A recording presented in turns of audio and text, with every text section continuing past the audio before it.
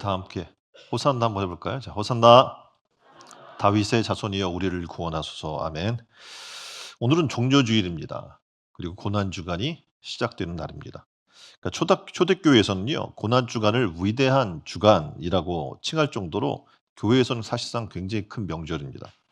근데 종료주일 또 고난주일로 시작이 되는 이 주일, 성전에 나와서 예배드리는 성도님들과 또 온라인으로 예배드리는 모든 성도님들에게 구원을 주시는 하나님의 은혜가 충만하기를 주님의 이름으로 축원드립니다. 자, 오늘부터 이제 종료주일의 시작으로 하여서 한 주간을 고난 주간으로 지내게 됩니다. 그림처럼 종료주일은 예수님께서 십자가에 죽으시기 일주일 전 나귀를 타시고 12제자들과 더불어 수많은 인파의 열렬한 환영을 받으면서 예루살렘의 승리의 입성을 기념하는 그런 날입니다. 그러니까 주님을 따라서 지금 어떻게 보면 어린 나귀를 준비하고 그 위에 제자들이 옷을 벗어서 안장을 삼고 모인 사람들은 종려나무 가지를 베어서 길에 펴고 어떤 이는 아예 자기의 겉옷을 벗어서 길에 깝니다. 그리고 호산나를 외치고 있습니다. 요한복음 12장 13절에 이렇게 얘기해요. 종려나무 가지를 가지고 맞으러 나아가 외치되 호산나 찬송하리로다 주의 이름으로 오시는 이 곧 이스라엘의 왕이시여 하더라. 호산나라는 말은요. 구하옵나니 이제 구원하소서 이런 말입니다. 그러니까 모인 무리가 호산나를 외치고 있는 것은 지금 자신들 구원할 왕이 지금 입성하고 있다라는 것을 인식하고 있는 겁니다. 왜냐하면 이들은 지금 로마의 식민지 하에서 너무 고통받고 있었거든요. 그래서 새로운 왕이 와서 자신들을 구원해 주셔서 또 이 로마의 통치로부터 해방시켜 줄 것을 소망했던 겁니다. 그러니까 지금 애굽이 바로의 압제 속에서 이스라엘을 구한 그 모세와 같은 그리고 온 나라 민족이 수천 년을 고대하고 기다리던 그 왕이 바로 이 순간 예루살렘으로 입성하고 있는 겁니다. 자, 그림 볼까요? 예수님께서 예루살렘에 입성하실 때 지금 어린아이 맨 앞에 모습이 있고 그래서 모든 사람들이 나와서 호산나를 외치면서 종려나무 가지를 흔들면서 환호합니다. 그런데 예수님의 마음은 그닥 그렇게 기쁘지 않았을 거예요. 자, 흥분한 사람들은요, 호산나를 외치는 찬양의 함성은 지금 하늘을 찌르는 듯했습니다. 그 뒤를 따른 제자들도 모시던 사람들이 이제 왕이 오시고 자신들도 제자들도 왕의 오른편에 앉게 될 거야라는 그런 분위기에 한껏 고조되어 있는 그런 상황이었어요. 근데 예수님은 과연 그 순간 무엇을 생각하고 있었을까요? 제자들이 얘기했던 것처럼 왕으로서 내가 지금 입성하고 있으니까 왕에 대한 어떻게 통치를 할 건가 생각을 하셨을까요? 지금 아니면 호산나를 외치는 찬양의 함성에 취해 있었을까요? 그림을 보면요. 지난 3월 21일 날 광화문에서 BTS 공연이 있었습니다. 미국 CNN은 이렇게 얘기를 해요. 궁궐을 배경으로 한 BTS 멤버들의 모습은 젊은 한국인들이 자신들의 문화유산을 재발견하고 재정의하는 시기에 맞물려 BTS의 문화적 귀환을 암시했다. 이렇게 얘기를 합니다. 이 방탄소년단의 복귀 공연에는요. 서울시와 종로, 중구, 서울소방재난본부, 서울교통공사, 공무원과 공기업 인력이 3,400명이 투입이 됩니다. 경찰 기동대는 70여 개를 포함해서 교통 범죄 예방 형사 특공대 등 6,700명이 동원이 됩니다. 주최 측인 하이브 쪽에서는요. 별도로 4,800명의 안전 요원을 동원했어요. 그러니까 전체 투입 인원을 계산한 것을 보면은 이렇게 1만 5천 명이 웃도는 그런 규모로 지금 이 예 모임의 안전과 이걸 책임지기 위해 이렇게 많이 뭐 출동을 한 거죠. 그림 보면 어 대두되죠. 그림 보면 종려주일 예수님이 예루살렘 입장도 보면은 팬덤이 가득한 거예요. 뭐 BTS 팬덤을 뭐 아미라고 얘기하는데 예수님의 팬덤이 지금 가득하게 지금 예루살렘에 입성해 막 지금 종려나무 가지를 흔들고 자기 옷을 펼치고 지금 난리가 난 겁니다. 그래서 호산나 다윗의 자손께 복되시다 주의 이름으로 오시는 분 가장 높은 곳에서 호산나 막 이런 함성이 엄청나게 지금 이 예루살렘을 막 진동했을 거예요. 그러니까 어떡합니까? 놀라서 군인들이 막 뛰어나옵니다. 제사장, 서기관들이 "무슨 일이야?" 그리고 또 놀라서 몰려 나옵니다. 도대체 이게 무슨 일인가 자세히 봤더니 한 사람이 나귀를 타고 이렇게 오고 있는데 어떻게 보면 대단한 뭐 말을 타고 막 군병이 오고 뭐 이런 것도 아니고 나귀를 탄 초라한 한 사람이 그 들어오는 거예요. 그리고 환영하고 있는 그 사람의 대상을 보니까 너무 이게 초라한 거예요. 누구였냐면 바로 예수 그리스도였습니다. 종료주일 어린 나귀를 타고 예루살렘에 입성한 것은요. 성경의 예언을 이루시기 위함이다. 이 성경은 기록을 하고 있습니다. 그것은 뭘 위해서요? 세상 죄를 대신해서 대속제물로 십자가에 달려 죽기 위해서 입성하고 계신 겁니다. 예수님은 알고 계셔요. 이 예루살렘의 입성이 단순히 사람들이 이렇게 환호해서 자신이 왕이 될 거라고 하는 그런 게 내용이 아니라는 거죠. 며칠 후에 어떻게 돼요? 체포될 것이고 재판받게 될 것이고 끔찍한 죽임을 당하게 될 것이라는 것을 우리는 알고 있습니다. 예수님도 알고 계시죠. 그래서 우리가 처음 영상에 나오잖아요. 그렇죠? 어, 예수님이 어떻게 골고다 언덕을 오르시고 채찍에 맞고 가시면류관을 쓰고 옆구리에 창이 찔리고 망치로 양손과 발에 못이 박히는 그런 장면들을 우리는 보았습니다. 이것이 기다리고 있는 거예요. 다시 말하면 막 환호하는 그 속에 팬덤과의 만남의 장이 아니라 예수님의 지금 생존에 문제가 달려있는 날인 거예요. 지금 예루살렘의 입성의 이 날은. 종료주일 여러분은 어떤 예수님을 만나기를 원하십니까? 예. BTS를 만나기 위해 아미처럼 막 환호하면서 그런 예수님입니까? 우리의 스타? 아니면 우리를 위해 십자가에 달려 죽기 위해 사명을 감당하기 이 땅에 오신 그 주님을 만나기를 원하십니까? 그림은요. 한 신문의 머릿 기사입니다. 뭐라고 되어 있냐면 이 시대를 적자생존과 무한 경쟁이 지배하는 현대 사회라고 이야기를 하고 있는 거예요. 그러니까 이 적자생존이라고 이야기를 한다면 이런 겁니다. 알맞은 것만 살아남고 환경에 적응하는 것만 살아남고 그렇지 못한 것은 도태되는 현상이라고 이야기를 하는 거죠. 그러니까 다시 말하면 세상 사람들이 이렇게 이야기하는 거예요. 적자생존하기 위해서는 타협해야 돼. 예. 네가 꼭 옳다 뭐 그런다만 얘기하는 게 아니라 세상과 타협해야 하고 때로는 네가 잘 알고 그게 정의라는 건 알지만 모른 척하기도 해야 돼. 그래야 살아남을 수 있어라고 세상은 이야기하는 거예요. 그림을 보면 마태복음 26장 39절에 예수님도 겟세마네 동산에 올라 땀방울이 핏방울로 변하기까지 생존에 몸부림치는 그런 기도하시는 장면이 나옵니다. 그때 이렇게 말씀하셔요. "이 잔을 내게서 피해 가게 하소서." 예수님도 인간의 몸을 입고 이 땅에 오셨기 때문에 이게 얼마나 고통스러운 일인지를 이미 보고 알고 계셔요. 그러니까 어떻게 하고 싶겠어요? 안 하고 싶겠어요? 예, 그래서 가능하면 할 수만 있다면 피하기를 원하신 겁니다. 외부에서 어떤 변화가 일어날 때 만약 그것에 어떤 위협이라는 의미로 다가오게 된다면 이에 대항할 힘이 내가 있을까?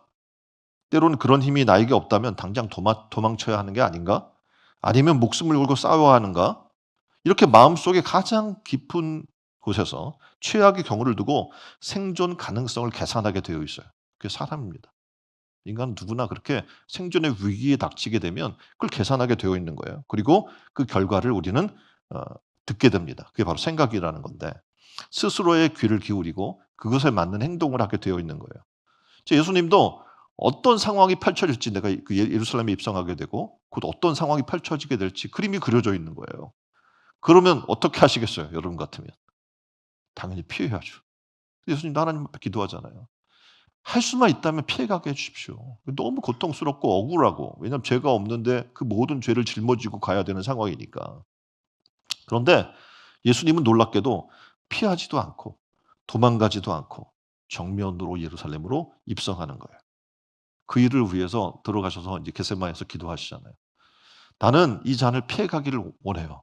그런데 나의 원대로 마옵시고 아버지의 원대로 되기를 원합니다." 이렇게 기도하시는 겁니다. 결국은 어떻게 해요? 죄의 권세를 무너뜨리고 하나님 나라의 회복을 위해서 자기의 생명을 대속제물로 주시기 위해서 예루살렘에 입성하신 겁니다. 예수님을 지금 올리브 나무를 꺾어서 가지를 꺾어서 환영하며 맞으며 사람들이 기대했던 것이 있습니다. 뭐냐면 자신들이 공경에 빠져 있는데 이 공경으로부터 구원해 달라는 겁니다. 지금도 우리도 똑같아요. 하나님 나 지금 경제적인 위기에 빠져 있는데 좀 건져 줬으면 좋겠어요. 아이들이 지금 문제가 있는데 하나님 그 문제로부터 해결하게 해 주세요. 우리가 집에 문제가 있는데 해결해 주세요. 직장에 문제가 있는데 학업에 문제가 있는데 하나님 해결해 주세요. 나를 공공으로부터 끄집어내 주세요라고 사람들은 생각할지 모릅니다. 예수님은 이 사람들이 뭘 원하는지 너무나 잘 알고 있어요. 그런데 예수님은요. 초라하게 새끼 나귀를 타고 입성하십니다. 이유는 간단해요. 죽기까지 낮아지기 위해서죠. 왜냐하면 하나님의 나라는요. 그런 욕심과 난 뭐가 하고 문제를 해결하고 이런 걸로 가는 게 아니에요. 자기를 내려놓고 하나님의 뜻에 순종할 때 겸손한 자만이 하나님 나라에 들어갈 수 있기 때문에 그렇습니다. 우리도 이 호산나 외침 가운데 종료주의를 맞으면서 가져야 할 태도가 있어요. 예수님을 바라보면서. 뭐냐면 주님처럼 낮아지는 겁니다. 주님처럼 나를 철저히 복종시켜서 하나님의 뜻에 쓰임 받도록 내어드리는 겁니다. 예수님은 너무나 이 순간에 마음이 무겁습니다. 사람들이 막 호산나, 매들도 호산나, 다윗의 자손이여 막 그냥 환호하는 그 목소리가 예루살렘을 막 진동하고 있는데 그걸 들으면서 예수님의 마음 무거운 거예요. 왜냐하면 그 환호의 목소리가 예수님을 십자가에 못 박으라는 저주의 목소리로 바뀌게 될 것을 알고 있었기 때문에 그렇습니다. 자, 그렇다면 종료주일에 예루살렘에 입성하신 예수님이 원하는 건 무엇이었을까요? 하나는 주어진 사명을 다하는 겁니다. 마가복음 10장 45절은 예수님의 사명에 대해서 이렇게 얘기를 해주고 있어요. 아들도 섬김을 받으러 온 것이 아니라 섬기러 왔고 또 많은 사람들을 위하여 목숨을 바쳐 몸값을 치르러 온 것이다. 이렇게 얘기를 해주고 있습니다. 이것이 주님이 이 땅에 오신 목적이라고 얘기를 하고 있어요. 그리고 예루살렘에 지금 들어가는 것은 이 사명을 완수하시기 위함이다라고 얘기를 합니다. 자, 사명이라는 게 쉽지 않은 거잖아요. 가만히 보니까. 자기를 십자가에 대속물로 내어 주어야 해요. 그 피로 만민의 죄를 대속하고 하나님 백성들을 천국으로 인도하는 사명을 받기 위해 이 땅에 오셨다라고 지금 얘기하고 있는 겁니다. 이 사명을 위해 자신의 생명을 내어놓아야 됐어요. 온갖 고난과 고초를 당해야만 했고 인간적으로 어떻게 보면 감당할 수 없는 그 일을 감당해야 되는 겁니다. 수많은 호산나의 함성 속에 예수님 바라보는 거죠. 내 이 길은 나의 생명을 내놓아야 하고 이제 앞으로 당할 수많은 고난과 고초를 받아야 하고 그것이 인간적으로는 감당할 수 없는 그래서 마지막 십자가 헌상에서 얘기하잖아요. 아버지요. 아버지요. 왜 나를 버리시나이까. 하나님 아버지로부터까지 버림받아야 하는 그런 철저한 고통의 순간을 겪어야 하는 겁니다. 주님께서 담담하게 지금 어린 나귀를 타시고 사명을 위해 죽음을 각오하고 지금 들어오시고 계시는 거예요. 지금 주님은 사명을 향해 가고 있습니다. 그 길은 바로 십자가의 길이었고 그 길은 최후 승리를 위한 길이었고 구원의 길이었고 하나님의 영광을 위한 길이었습니다. 그래서 십자가에 죽기까지 낮아지셨을 때 우리를 구원하기 위한 하나님의 계획이 온전히 이루어졌음을 성경은 말해주고 있습니다.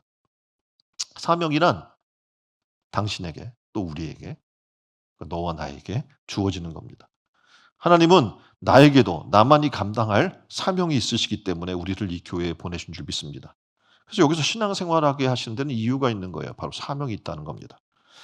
자, 그림 보면 정치를 얘기하고 있어요. 폴리틱스라고. 오늘 정치가 굉장히 어떻게 보면 인정 못 받잖아요. 혼란하고.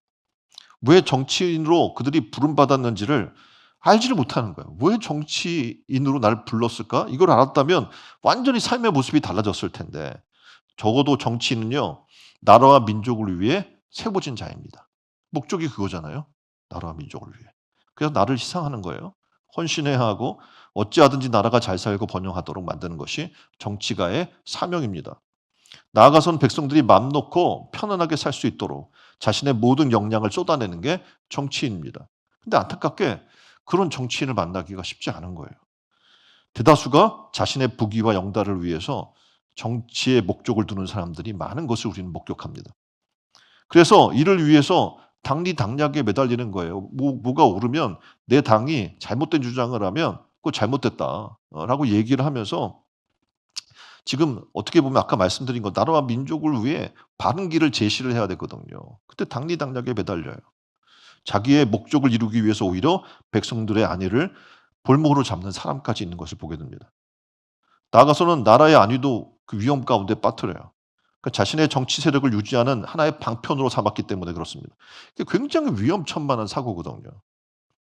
이로 인해서 여러분 역사를 봐요. 역사 속에서 보면 그런 사람들이 있을 때 나라가 빼앗겨요. 그렇죠. 다른 나라에 빼앗겨요. 민족 말살의 위기를 당한 적도 있었습니다. 이는 정치인들이 왜 그리고 무엇 때문에 자신이 정치를 하는지 인지하지 못하고 있기 때문에 그래요. 그러니까 사명을 바로 감당하지 못하는데 그런 이유가 있는 겁니다. 자, 그렇다면 우리는 믿는 자입니다. 믿음의 사람이에요. 그럼 믿는 사람들에게는 어떤 사명이 있을까요? 생각해 보신 적 있습니까? 이 시대에 하나님이 왜 나를 이 교회로 불러주셨고 왜 나를 예수님의 부름을 받고 성도로 또 믿는 자로 하나님이 세워주셨을까? 왜 하나님이 나를 장로로 권사로 안수집사로 이런 직분자로 재직이 되게 하셨을까? 왜 나를 이 교회 성도로 삼아주셨을까? 나를 왜 찬양 대원으로 세우시고 나를 왜 교사로 하나님이 불러주셨을까? 우리는 각자에게 부르신 하나님의 사명이 있음을 깨달아야 되는 거예요. 이 사명을 모르면 교회를 아무리 오래 다녀도 의미가 없는 거예요. 목적 없는 신앙생활을 하게 되는 겁니다. 우리는 이 질문에 바른 해답을 오늘 하나님께서 맡으신 사명을 위해 맡기신 사명을 위해 나귀를 타시고 예루살렘 성으로 돌아가시는 주님의 모습에서 찾기를 원합니다. 내게 주신 사명은요, 전적으로 하나님의 영광을 위해 주어진 사명인 거예요. 바울도 깨닫잖아요. 주님이 맡기신 사명을 탁 맡고 나니까 깨닫는 거예요. 내가 먹든지 마시든지 무엇을 하든지 간에 나의 삶의 이유는 하나야. 하나님의 영광을 위해서. 하나님의 나라와 의를 위한 사명이야. 라는 것을 수많은 믿음의 사람들이 고백을 해요. 우리의 사명은 딱 끝까지 이르러 뭐하여? 복음의 증인되라는 사명인 줄 믿습니다. 또한 우리는 교회 하나의 뭡니까? 지체라고 얘기를 하잖아요. 지체로서 어떻게 해요? 몸된 교회를 위해 활동해야 될 사명이 우리 가운데 있는 줄 믿습니다. 그러기 위해 예루살렘에 입성하시는 주님을 한번 우리는 자세히 보시길 바랍니다. 지금 그분은 이 사명을 위해 이제 뭘 해야 돼요? 자신을 포기해야 돼요. 고난을 감수해내야 해요. 자신의 안위를 포기해야 됐고 자신의 명예나 자신의 이익도 포기해야 했습니다. 뭘 위해서? 사명을 위해서. 그리고 이 사명을 위해서 결국은 죽기로 결정을 하는 거예요. 자신을 죽음의 제물로 내주기를 결정하는 겁니다. 사명을 바로 감당하기 위해서는요. 사도 바울이 고백했던 것처럼 내가 죽어야 돼요. 갈라디아서 2장 10절에 얘기했던 것처럼 내가 그리스도와 함께 십자가에 못 박혔나니 그런즉 이제는 내가 산 것이 아니요 오직 내 안에 그리스도께서 사신 것이라. 이제 내가 육체 가운데 사는 것은 나를 사랑하사 나를 위하여 자기 몸을 버리신 하나님의 아들을 믿는 믿음 안에 사는 것이다. 그렇습니다. 사명을 바로 감당하려면 바울의 고백과 같이 내가 존재해서는 안 됩니다. 나를 버리지 않으면 당연히 충성할 수 없겠죠. 이 나라에 어떻게 보면 충신을 얘기하면 많은 사람들이 지금 광화문에 딱 있는 동상 있죠. 뭐예요? 네, 이순신 장군을 떠올려요. 왜일까? 그는 굉장히 악정권 속에 있었어요. 왕도 별로 인정하지 않았어요. 그래서 이 일을 하는데 자신의 유익이 없어요. 또 군대를 이끌라고 하면서 지원도 안 해줘요. 근데 나라를 위해 민족을 위해 자신의 목숨을 바쳤기 때문에 충신이라고 얘기하는 거예요. 바울이 왜 충성스러운 종이라고 성경은 얘기하고 있습니까? 그는 복음을 위해 살아요. 주님을 위해 살아요. 하나님의 나라를 위해 살아요. 그러면서 잠을 포기해요. 네? 복음을 위해서 잠을 포기해요. 먹는 것도 포기해요. 죽을 매를 맞기도 해요. 그리고 자신이 이전에 가졌던 부와 명예와 권세라고 하는 그 이름들을 분토만도 여기지 않게 됩니다. 바로 그래서 그는 성경에서 그는 충성된 종이다. 이렇게 이야기를 하고 있는 겁니다. 자, 지금 내가 살아있어요. 우린 각자 살아있죠? 한번 이렇게 뚝 찔러봐요. 살았나 죽었나? 네? 살아있는 거 맞죠? 여기서도 지금 이제 예? 깊은 잠깐부터 빠져 계신 분도 계신데 살아있다면 나의 목적이 있는 겁니다. 그리고 사명을 감당해야 되는 거예요. 그림 볼까요? 이 그림은 가룟 유다가 은 30에 예수님을 파는 모습입니다. 가룟 유다는 12제자 중에 한 명이잖아요. 근데 왜 자신을 제자로 부르신 예수님을 팔려고 했을까요? 도대체 이유가 뭘까? 예수님을 따르면서 그는 예수님이 자신들을 위해서 행하실 놀라운 일에 대한 그리고 그를 부르신 목적을 깨닫지 못했던 거예요. 오직 예수님을 따르면서 부와 명예와 권세를 좀 얻기를 원했던 거죠. 그래서 눈앞의 이익을 그래서 그 돈깨를 맡으면서 그걸 어떻게 슬쩍슬쩍 하거나 그런 일을 한 거예요. 그래서 사명을 버려버리고 스승 되신 예수님을 은삼십에 파는 배신자가 됩니다. 그리고 그 최후도 예, 목매어 죽는 비참한 최후를 마감하게 돼요. 예수님은 오늘 우리에게 충성스러운 사명의 완수의 모습을 보여주시고자 예루살렘에 지금 입성하시면서 어, 이 사명의 길이 무엇이야? 라는 것을 우리에게 지금 보여주고 있는 겁니다. 디모데후서 1장 12절에 이렇게 이야기해요. 나를 능하게 하신 그리스도 예수 우리 주께 내가 감사함은 나를 충성되이 여겨 내게 직분을 맡기심이니. 아멘. 사명은요, 하나님께서 나를 충성되이 여겨 일을 맡기신 거예요. 그래서 이 사명은 헛된 것이 아니에요. 여러분 맡고 하찮게 여길 만한 것이 아닌 거예요. 전능하신 그 하나님께서 나를 충성되게 여겨서 직분을 맡겼다는 얘기예요. 놀라운 일이 아닙니까? 그래서 이 사람들에게는 어떤 은혜가 있냐면 상급이 있어요. 마태복음 25장 21절로 23절에 충성된 종에는 많은 상급과 더 좋은 자리에 들어가게 하신다. 이렇게 얘기하고 계시고요. 20장 마태복음 20장 1절로 16절에는 이렇게 얘기해요. 충성되이 사명을 감당한 자에게 많은 삭스를 주시겠다. 이렇게 얘기하시고요. 계시록 2장 10절에는 죽도록 충성하는 자에게 뭐가? 생명의 면류관을 주신다고 말씀하고 계십니다. 사명에 살고 사명에 죽는 수많은 믿음의 사람들을 오늘 성경을 통해서 역사를 통해서 만나게 됩니다. 그들은 자기를 버리고 맡기시는 자기의 사명을 맡기신 그분을 위해 최선을 다해 죽기까지 충성하는 모습을 보여줍니다. 나귀의 주인을 볼까요? 오늘 등장하는 나귀의 주인은 집 이상으로 당시에는 이 나귀가 재산이어서 귀했어요. 근데 달라 하시니 어떻게 해요? 주를 위해 선뜻 내놓을 수 있었어요. 오늘 우리가 이 나귀의 주인 같은 마음이 있었으면 좋겠습니다. 또한 자신의 아름다움을 가꾸고 자신의 어떻게 보면 결혼 자금이었던 향유를 조금도 아낌없이 깨뜨려서 예수님을 위해 쏟아부었던 마리아의 아름다움 섬김도 우리는 이제 계속해서 이 고난주간을 통해서 만나게 되잖아요. 그런 모습을 우리도 만나기를 원합니다. 작고 보잘것없는 모습이라도 하나님께 드리면 하나님이 기억하시고 감사하자 우리를 사람들로부터 어떻게 해요? 모델이 되게 하는 삶을 살게 하실 줄 믿습니다. 지혜로운 사람은요, 이렇게 드리는 자예요. 예수님도 종료주일에 예루살렘에 입성하면서 자기를 드리려고 하는 거예요. 하나님의 뜻에 합당하게 대속 제물로 드리려고 하고 십자가의 제물로 드리려고 하고 모든 사람의 핏값을 대신해 죽는 핏값을 치르려고 하는 그 모습을 우리는 만나게 되는 거예요. 그래서 이 종료주일을 맞이하면서 주님이 원하시는 그 마음을 우리도 갖기를 원합니다. 그 마음은 뭐예요? 하나님께 드리고자 하는 마음.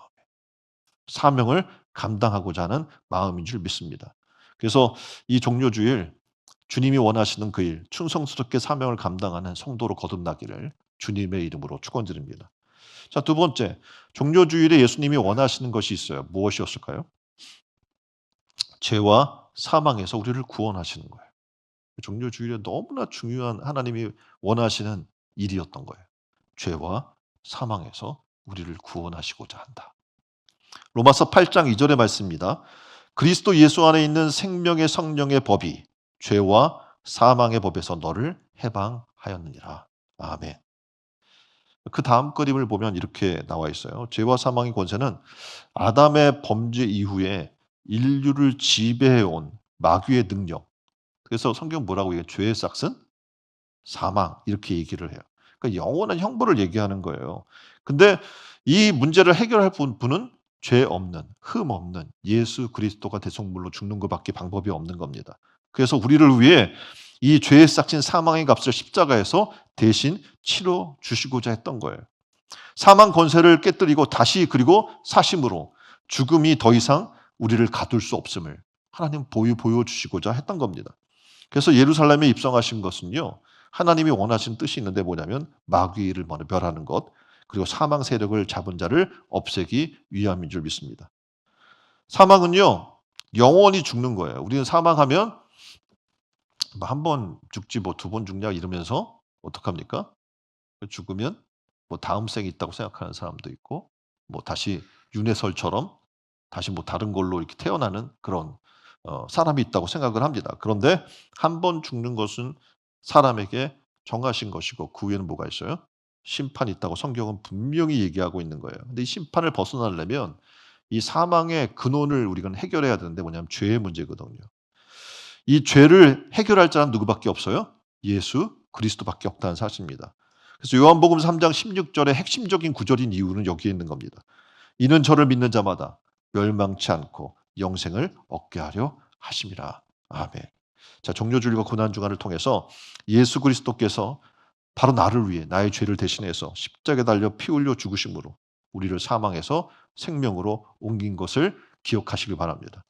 그래서 우리가 이제 동일하게 주님처럼 우리에게 맡겨준 사명을 감당하면 어 감당하려고 할 때 사탄 당연히 시험하겠죠. 왜냐하면 하나님의 일이 이루어지는 걸 원치 않아요. 그래서 사탄은 계속 우리를 위협할 거예요. "야 너 그렇게 살면 세상에서 위험해져. 직장에서 너를 또 찍힐지 몰라. 네가 그렇게 하나님을 위해서 살려고 하면 문제가 발생할 수 있으니 적당히 해." 타협을 권고하기도 합니다. 공갈도 하고 협박도 하고 "야 직장 잃으면 어떡할 거야. 교회가 먹여 살릴 것도 아닌데." 수많은 위협을 해요. 충성된 존들의 삶의 이면을 보면 이런 도전을 받고 있어요, 계속 다. 그런데 굳건히 서서 그 도전을 이기고 죽으면 죽으리라는 각오로 사명을 감당해 나가는 거예요. 그런 사람들이 있기에 지금 오늘날 교회가 존재하는 겁니다. 예수 그리스도의 피는 생명입니다. 그리고 의입니다. 예수 그리스도 피가 없다면 속죄 받을 수도 없고 구원도 없고 부활도 없는 줄 깨달으시길 바랍니다. 그래서 사람들이 예루살렘 입성할 때 호산나를 외치는 거예요. 뭐 잘 알지 못하지만 어쨌든 구원을 외치고 있는 거예요. 구원해 달라고 예수님한테. 이 단어는요. 원래 히브리어에서 유래된 종교적 용어입니다. 그래서 보면 히브리어 호샤 그리고 나 이게 합성된 부분이거든요. 그래서 호시아나에서 비롯됐는데 구원하여 주시기를 간청하나이다. 이런 뜻이거든요.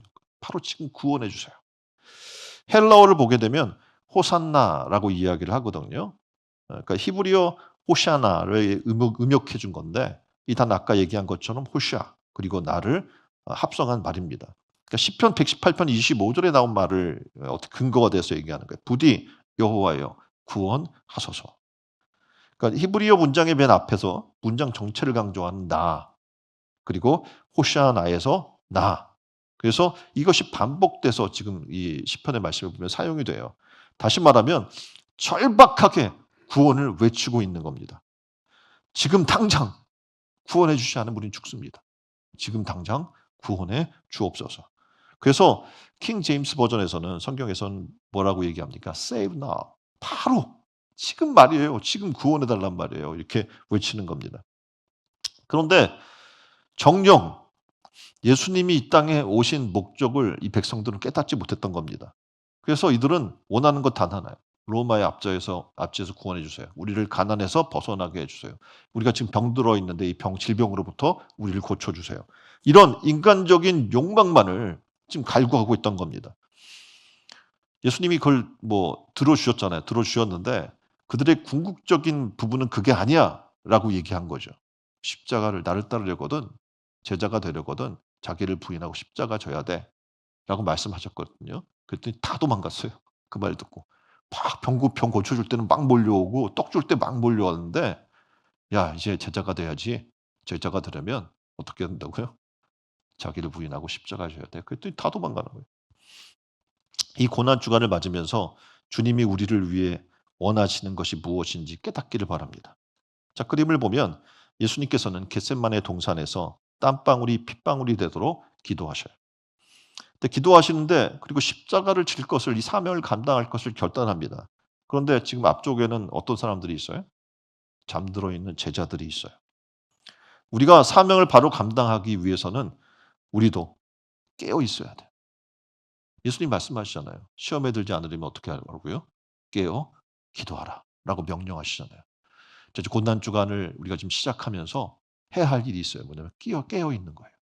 그래서 우리가 지금 특별 새벽 기도회를 진행합니다. 왜입니까? 깨어나기를 원하는 거예요. 잠들어 있는 우리 심령이 깨어나고 세상의 육의 것으로 쩔어 있는 우리의 삶이 깨어나고 영의 삶이 일어나기를 우리는 소망하는 겁니다. 기도하지 않으면 세상 유혹을 뿌리칠 수가 없어요. 이 유혹이 너무 달콤해요. 육체의 정욕을 이길 수가 없어요. 이생의 안목을 떨쳐버릴 수도 없습니다. 기도하지 않으면 쾌락의 유혹도 우리가 넘어갈 수도 없어요. 그렇게 우리는 연약한 존재입니다.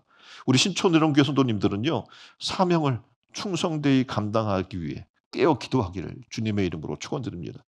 나 맡은 자리에서 생명을 다해 사명을 감당하시는 성도들이 다 되기를 주님의 이름으로 축원드립니다.